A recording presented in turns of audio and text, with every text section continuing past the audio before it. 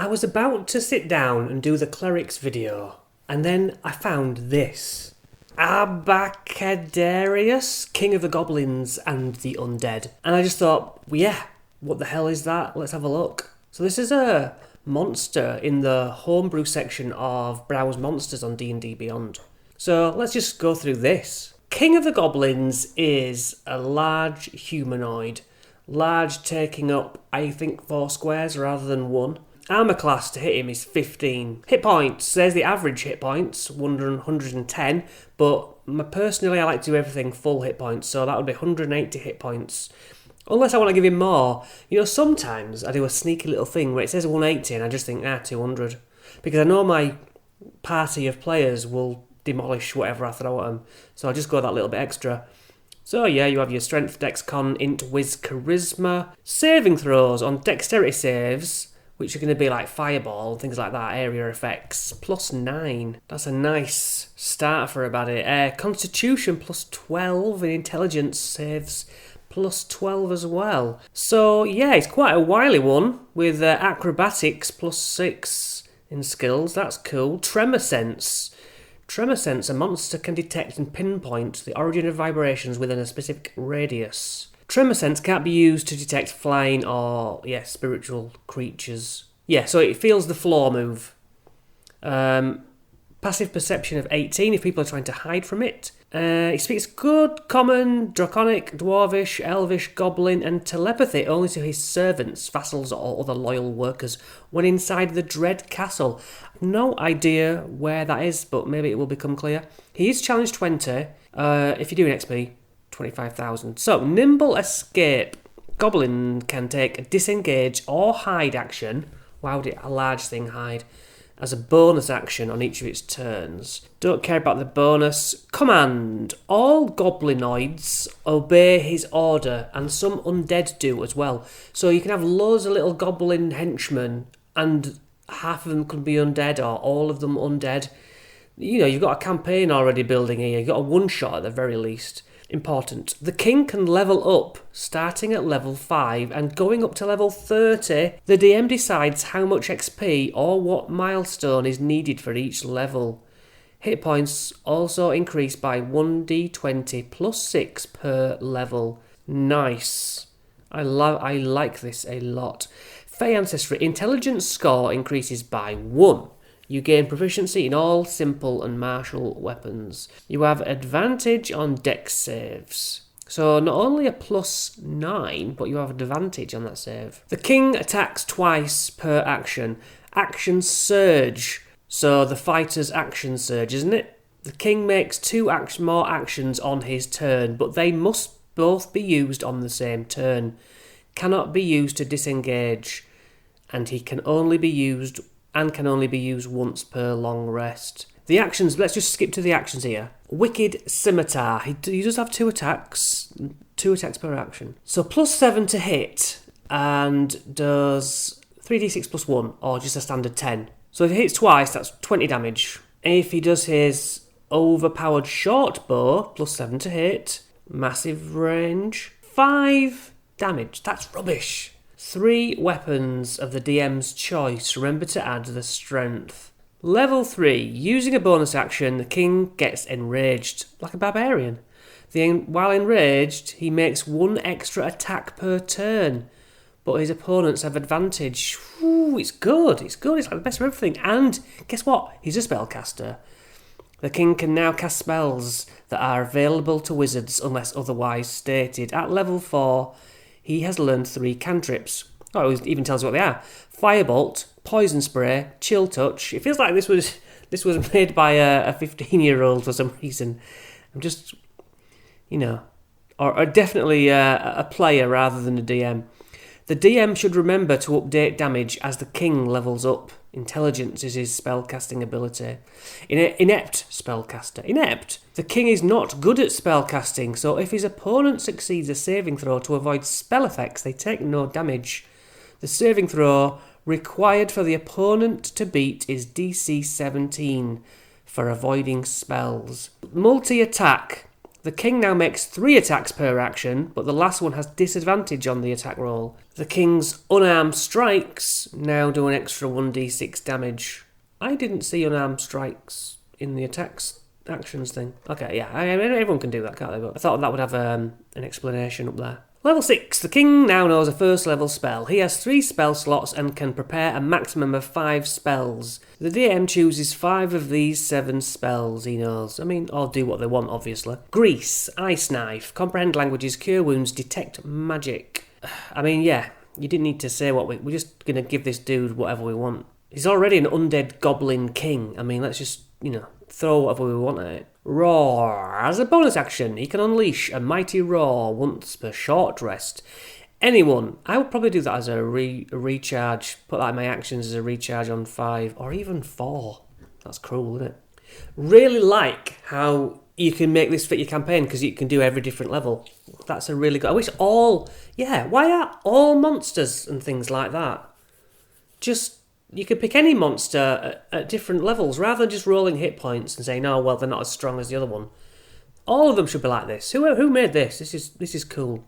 As a bonus action, he can unleash a mighty roar. Anyone, including the allies, in a 60-foot vicinity, make a wisdom save or they're frightened. Huh, okay. An ally must succeed on a DC 10 save, which is easier. An enemy on a 17. That's good. It's a bit complex, but I like the...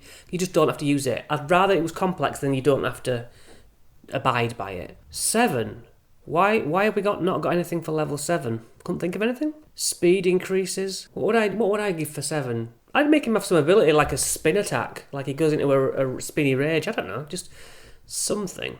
But then after his spinny rage, he's, disadvantaged like a computer baddie.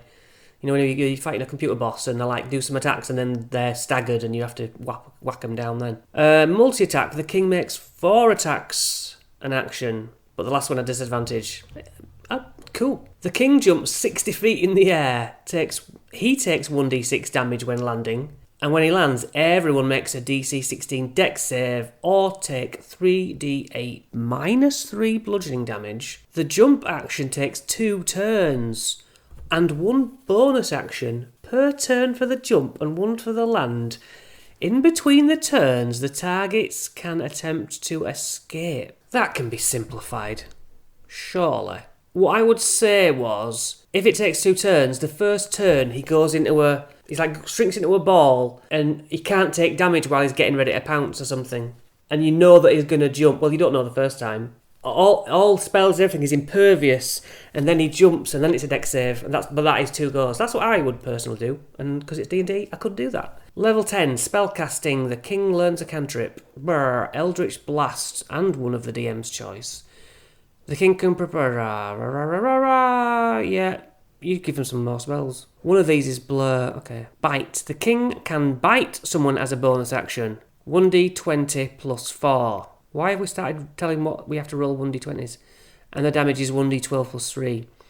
The king has proficiency in all melee and ranged non-magical weapons except for firearms, and his proficiency bonus is plus 4. I'm telling you, someone who's young wrote this. Multi-attack. The king makes 4 attacks per action without disadvantage. Okay, he didn't get a 5th attack there. Strong. The king can wield a versatile weapon with one hand and do the damage that would normally happen for wielding two-handed.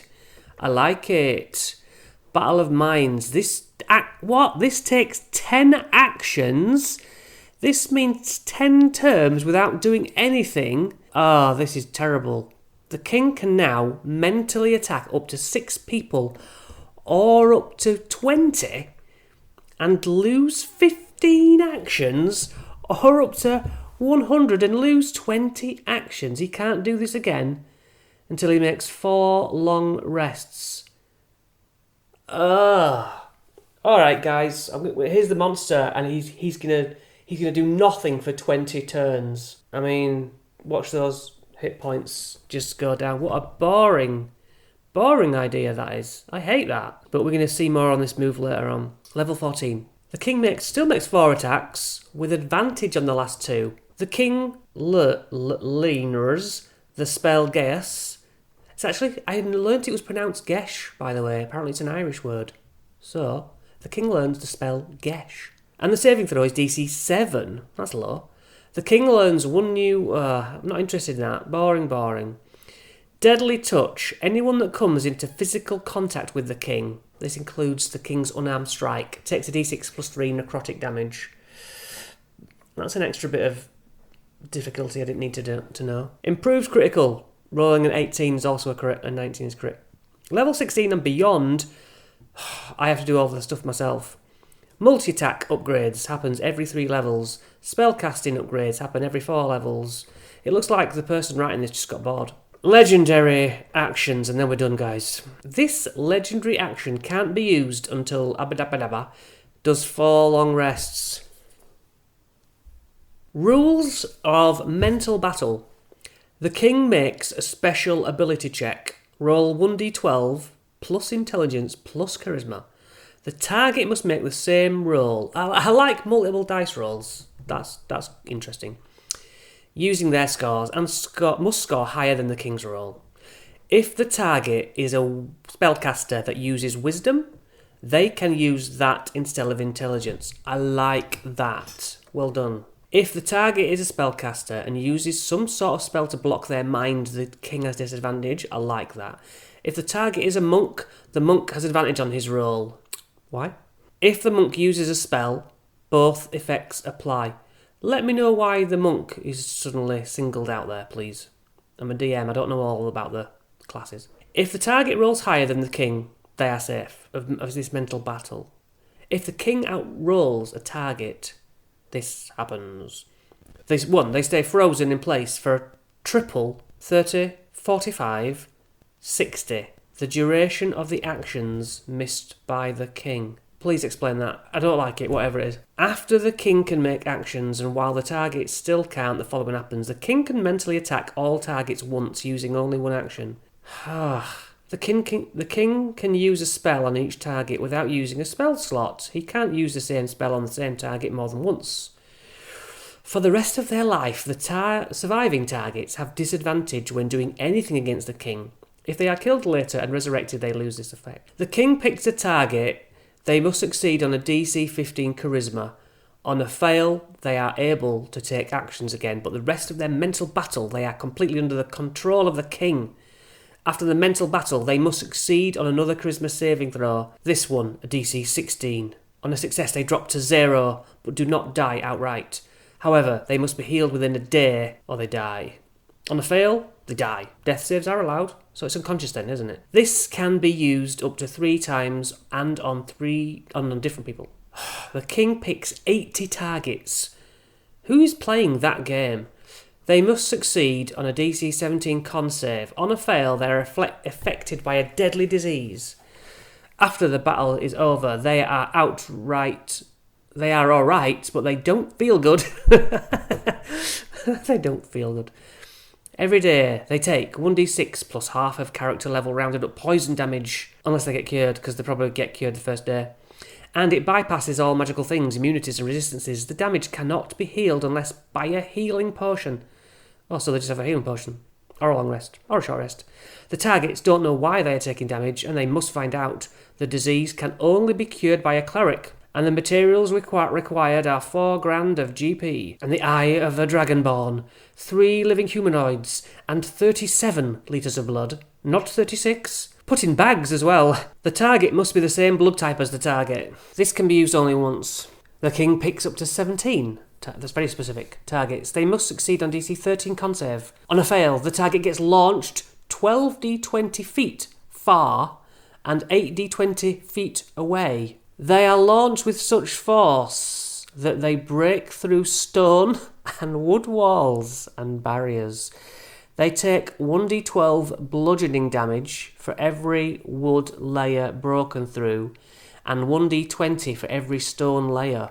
When the target hits the ground, take 1d6 bludgeoning damage for every 10 feet they fall and 1d8 damage for every 30 feet launched horizontally. This bypasses all defences, armour, magic, resistance, immunity. You're just getting damaged, boy. The king can pick up to 20 targets. He casts Feeble Mind on them. DC 13 intelligence save, or they suffer the effects of Feeble Mind. If they succeed, whether a success or a fail, the target takes no damage from Feeble Mind. The following happens instantly after the mental battle is over. When the targets can you... what? The following happens instantly after the mental battle is over and when the targets can make turns again after about half an hour. Roll a d20, in case you didn't know how to play D&D, for anyone who was mentally attacked. If the roll is 10 or below, no more effects happen to them. 11 or a 12, they just fall over and hurt their knees, taking a 1d6 damage. On a 13 or a 14, they burst into flames and take a d6. -1 fire damage per turn until doused. On a 15 or 16, one of the target's limbs, the DM's choice, is limp. is limp and unusable for the next week. It can be chopped off if it is attacked and the attack roll is above a 19. Jesus Christ. If the roll is a 17, the target loses all modifiers unless negative and proficiency bonuses. This means that all 8 abilities are +0 or less. This is like someone's rolled a snowball over everything that's possible and it's picked up like a gelatinous cube, all different pieces. To run that in a battle, rules as written, is going to be a right old headache. Oh, let's just jump to this. Lair and lair actions. While in his castle, the king can mentally command his subjects. The king of the goblins and the undead is an extremely ancient and powerful and confusing being. He's one of the rare and few half-goblin, half-elves. Born large, he was already considered powerful in means of goblins. But on his 23rd birthday, coming home from raiding a village, he was separated from his squadron. He's in a squadron. He was forced to navigate through uncharted wild forests filled with many dangers.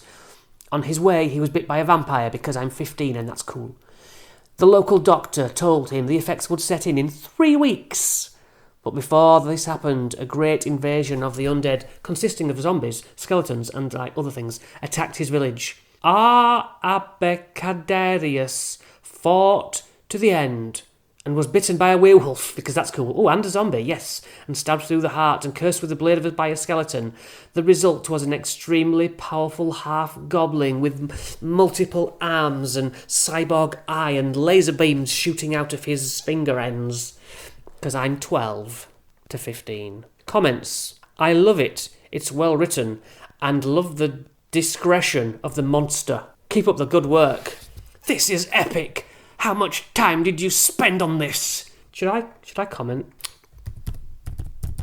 Poggers! Yes. Well, that was absolutely mega awesome. So thank you for watching, and I'll see you in another video.